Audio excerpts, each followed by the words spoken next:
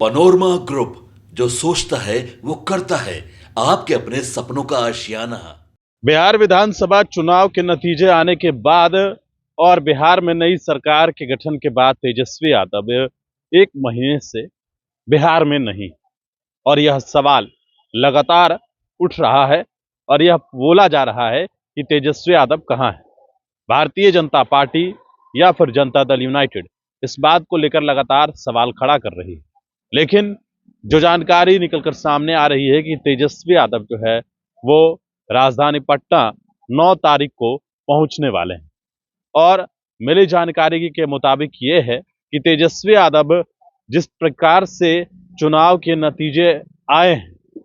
जो भी आरोप प्रत्यारोप का जो सिलसिला लगातार चल रहा है, उन सब को देखते हुए एक बार फिर से तेजस्वी यादव जो है एक यात्रा करेंगे, और उस यात्रा का स्वरूप क्या होगा यह अभी बता पाना मुश्किल है। 14 जनवरी के बाद इस यात्रा की तिथि भी सामने आने की जो बातें हैं वो कही जा रही है, लेकिन जिस तरीके से बिहार विधानसभा चुनाव के नतीजे सामने आए हैं, पार्टी और जो संगठन के लोग हैं वो किस स्तर पर काम किया था उन्होंने, और किस तरीके से हर एक विधानसभा में जो जिला अध्यक्ष हैं या फिर प्रखंड अध्यक्ष हैं, प्रधान महासचिव हैं, क्या कर रहे हैं वे लोग, क्या उन्होंने किस तरीके से अपना काम किया है, ये पूरी जो जानकारी है वो तो पहुंचना पड़ेगा ही। प्रदेश अध्यक्ष ने जो मीटिंग लिया है वो अलग है, लेकिन तेजस्वी यादव खुद एक बार फिर से हर जिले में जाएंगे। संगठन विस्तार को लेकर भी चर्चा तो होगी ही। जिस तरीके से बिहार में लगातार जो बातें चल रही है कि आखिरकार राष्ट्रीय जनता दल एक बार फिर से कैसे 25 सीटों पर आ गई, नतीजा जो सामने आया है, भले ही जो आरोप है वो लगाया जाता हो कि जो मशीन है उसका खेल किया गया है, इस तरह की चर्चा जो है विपक्ष द्वारा लगातार कहा जा रहा है, और उनका ये कहना है कि हम ये स्वीकार भी नहीं करेंगे कि हम हारे हैं, लेकिन उसके बावजूद भी तेजस्वी यादव जो है एक बार फिर से जनता के बीच जो है और अपने उन संगठन के नेताओं से भी मुलाकात करेंगे और बात करेंगे कि आखिरकार क्या कमी, किस तरीके से जो वोटिंग हुआ और वोटिंग के परसेंटेज में जिस प्रकार से बढ़ोतरी तो हुई, लेकिन आखिरकार कहां हम चूके जो इतनी कम सीटें जो है वो राष्ट्रीय जनता दल को आई है। कांग्रेस ने जिस तरीके से एन मूवमेंट पर जो है वो किया था,